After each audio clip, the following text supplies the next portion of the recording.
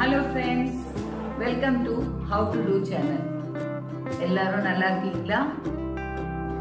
தீபாவளி எல்லாம் நெருக்கமாக வருது இல்லையா? அதனால உங்களுக்கு இனி வாரம் வாரம் ஹவு டு டூன்னு தீபாவளி பலகாரங்கள் ஷேர் பண்ண போகிறேன். இந்த வாரம் ஈஸியாக பிகினர்ஸ் கூட பண்ணிக்கலாம். அவங்களுக்கு இந்த கம்பிப்பதம் பாகுப்பதம் அதெல்லாம் எதுவுமே இல்லாமல் ரொம்ப சுலபமாக ஒரு தேங்காய் பர்ஃபி எப்படி செய்யறதுன்றது உங்களுக்கு நான் ஷேர் பண்ணுறேன். நாம் இந்த பர்ஃபி பண்ணுறதுக்கு ஒரு கடாயை வச்சுட்டு கொஞ்சமாக தண்ணி, ஜஸ்ட்டு ஒரு 25 ml தண்ணி போதும் உங்களுக்கு. நம்ம எடுத்துருக்கிற தேங்காய் நல்ல வெள்ளையாக இருக்கணும். ரொம்ப முத்தல் வேண்டாம், ரொம்ப இலசாகவும் வேண்டாம், மீடியமாக இருக்கணும். இப்போ ஒரு கப்பு தேங்காய்னா ஒரு கப்பு சர்க்கரை, ரெண்டுமே ஈக்குவல் ரேஷியோவாக இருந்துக்கலாம். உங்களுக்கு 1.25 போட்டோம்னா சுகர் ரொம்ப ஜாஸ்தியாக இருக்கும். ஃப்ளேமை மீடியமாக வச்சுட்டு நீங்கள் ரெண்டையும் மிக்ஸ் பண்ணிக்கோங்க. இது இன்னொரு முறையில் கூட செய்யலாம். நீங்கள் சர்க்கரை பாகு பதம், அதாவது ஒரு கம்பி பதம் வச்சுட்டு நீங்கள் அதில் தேங்காவை போட்டு பண்ணலாம். ஆனால் பிகினர்ஸ்க்கெல்லாம் அந்த கம்பி பதம், அதாவது 1 ஸ்ட்ரிங், அது கொஞ்சம் கஷ்டமாக இருக்கும் தெரிஞ்சுக்கிறதுக்கு. அதனால் இப்படி ட்ரை பண்ணி பாருங்கள். ரெண்டுத்தையும் சேர்ந்து நிதானமாக அந்த சர்க்கரையெல்லாம் தேங்காவோடு சேர்ந்து உருகிற வரைக்கும் மெதுவாக நீங்கள் இது பண்ணிகிட்டே பாருங்கள். அந்த தண்ணி ஜஸ்ட் லேஸாக தேங்காய் நனையிறதுக்காக தான், நிறைய ஊற்றிடக்கூடாது. இப்போ பாருங்கள், இந்த சர்க்கரை கரைஞ்சி அதுவே கொஞ்சம் வாட்ரியாக ஆகிடுச்சு.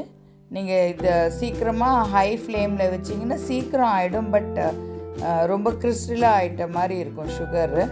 அதனால் நிதானமாக நீங்கள் வச்சு ஒரு 15 minutes அளவுக்கு நீங்கள் அதை கிண்டிகிட்டே இருக்கணும். கொஞ்சம் கொஞ்சமாக நீங்கள் ரொம்ப ஹை ஃப்ளேமில் வச்சு இம்மீடியட்டாக பண்ணோம்னா ரொம்ப கல் மாதிரி ஆகிடும். நீங்கள் பர்ஃபி நீங்கள் நெக்ஸ்ட்டு கட் பண்ணும்போது நல்லா சாஃப்டாகவும் இருக்கணும். ஆனால் உங்களுக்கு பீசஸாகவும் வரணுன்னா இந்த மாதிரி நிதானமான தீயில நீங்கள் அடிப்பிடிக்காமல் கிளறிகிட்டே இருக்கணும் ஃபார் 15 minutes. பாருங்கள், நான் நிதானமாக பண்ணிகிட்டே இருக்கேன். ஃபஸ்ட்டு இந்த மாதிரி சின்ன சின்ன ஸ்வீட்ஸ் எல்லாம் செஞ்சு பழகிட்டு அதுக்கப்புறம் நீங்கள் லட்டு மாதிரி பண்ணும்போது அதுக்கெல்லாம் தேவையான பாகு வைக்கணும். இப்போ நீங்கள் மைசூர் பாக்கு கூட நீங்கள் இதே ஸ்டைலில் பண்ணிக்கலாம். உங்களுக்கு நான் ஒரு வீடியோவில் நான் பண்ணுறேன். முதல்லாம் பாகு வச்சு அதெல்லாம் பண்ணுறதுக்கு கஷ்டமாக இருக்கும். ஒரு 10-15 minutes நீங்கள் கிளறினோன்னே இப்போ பாருங்கள், இந்த பபிள்ஸ் மாதிரி வர ஆரம்பிச்சிச்சு இல்லையா? அப்போ நீங்கள் ஏலக்காய் தூளும் கொஞ்சம் நெய், ஜஸ்ட் ஒரு 2 டீஸ்பூன் அளவுக்கு ஊற்றினா போதும். டேபிள் ஸ்பூன் இல்லை, டீஸ்பூன் அளவுக்கு கொஞ்சமாக ஒரு 10 ml அந்த அளவுக்கு நீங்கள் நெய் விட்டுக்கிட்டால் போதும். விட்டுட்டு மறுபடியும் நீங்கள் நிதானமாக அதை கிளறிட்டே இருங்க. பாருங்கள், எல்லாம் ரொம்ப சுருண்டு வர அளவுக்கு இல்லை, ஓரளவுக்கு சுருண்டு வர மாதிரி இருக்கும்போது ஒரு ட்ரேலையோ இல்லை ஒரு தட்டோ நீங்கள் நெய் தடவி ரெடியாக வச்சுக்கோங்க. இம்மீடியட்டாக அதில் எடுத்து நீங்கள் கொட்டி ஆற விட்டால் தான் உங்களுக்கு வில்லைகளாக போட வரும் பர்ஃபி. பாருங்கள், இப்போ நல்லா அந்த ஒயிட் கலராக ஒரு மாதிரி வர ஆரம்பிச்சிருச்சு இல்லைங்களா? நுரையும் வர ஆரம்பிச்சிருச்சு, பபிள்ஸ் வருது பாருங்கள். இந்த ஸ்டேஜில் நீங்கள் அந்த நெய் தடவி வச்சுருக்கோம் இல்லையா தட்டு, அதில் நீங்கள் ட்ரான்ஸ்ஃபர் பண்ணிக்கலாம். உங்களுக்கு இப்படி எல்லாமே அந்த பாகெல்லாம் இல்லாமல் சர்க்கரை தனியாக இல்லாமல் எல்லாம் ஒன்றா சேர்ந்து வர்றதை காட்டுறதுக்காக தான் உங்களுக்கு நான் காமிச்சிருக்கேன். இதுதான் உங்களுக்கு பதம், நீங்கள் அதை தட்டில் ட்ரான்ஸ்ஃபர் பண்ணுறதுக்கு. பாருங்கள், அந்த ஸ்டிக்கினஸ் உங்களுக்கு தெரியுதா?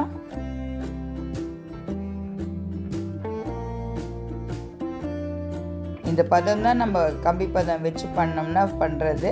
இப்போ பாருங்கள், அதே கன்சிஸ்டன்சி வந்துடுச்சு. இது இப்போ நீங்கள் ட்ரான்ஸ்ஃபர் பண்ணிவிட்டு நல்லா எந்த திக்னஸ்க்கு எந்த அளவுக்கு வேணுமோ நீங்கள் அதை பண்ணிடலாம். உங்களுக்கு ஃபஸ்ட் டைம் பண்ணும்போது இந்த சரியான பதம் வரலைன்னா கூட நீங்கள் வரி பண்ண வேண்டாம். கொஞ்சம் நேரத்துக்கு அப்புறம் அது செட் ஆகிட்டு நீங்கள் ரொம்ப கொஞ்சம் வாட்டரியாக இருக்கிற மாதிரி ஃபீல் பண்ணிங்கன்னா நீங்கள் எடுத்து லட்டு கூட பிடிச்சி வச்சுக்கலாம். டேஸ்ட் அதே இது மாதிரி தான் இருக்கும். நெக்ஸ்ட் டைம் மறுபடியும் கொஞ்சமாக ட்ரை பண்ணும்போது உங்களுக்கு சரியான பாகுப்பதம் வந்துடும். செட் ஆகட்டும். ஒரு 20 to 25 minutes அப்படியே ஆற விட்டுடுங்க. ஆற விட்டுட்டு அதுக்கப்புறம் நீங்கள் க்யூப்ஸ் போட்டுக்கலாம். பாருங்கள், நான் பீசஸ் பண்ணிக்கிட்டேன்.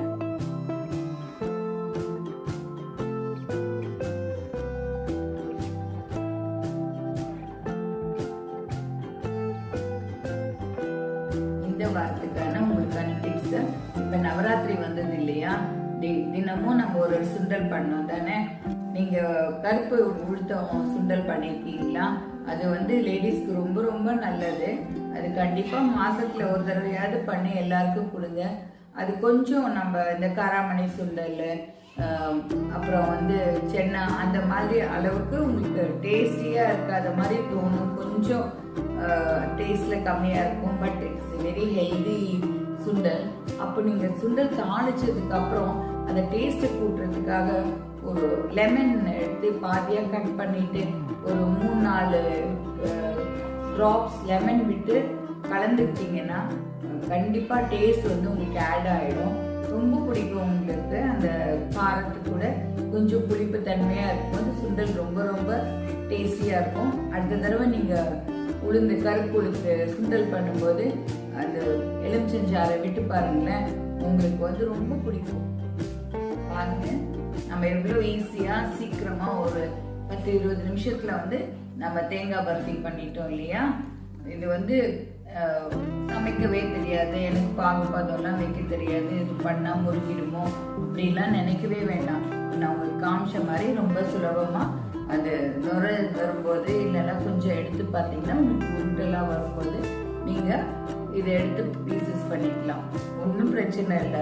உங்களுக்கு கொஞ்சம் அந்த பாகு இலகுன மாதிரி இருந்துச்சுன்னா நீங்கள் அதை வந்து கொஞ்சம் ஆறுனதுக்கப்புறம் உருட்டிட்டிங்கன்னா தேங்காய் லட்டு கூட நீங்கள் பண்ணிக்கலாம். அதுதான் இது கொஞ்சம் நல்ல கன்சிஸ்டன்சி கரெக்டாக வந்து உங்களால் பீசஸ் போட முடிஞ்சால் பர்ஃபி, இல்லைன்னா நீங்கள் அதை வந்து உருண்டை பிடிச்சி தேங்காய் லட்டு அப்புறம் யூஸ் பண்ணிக்கலாம்.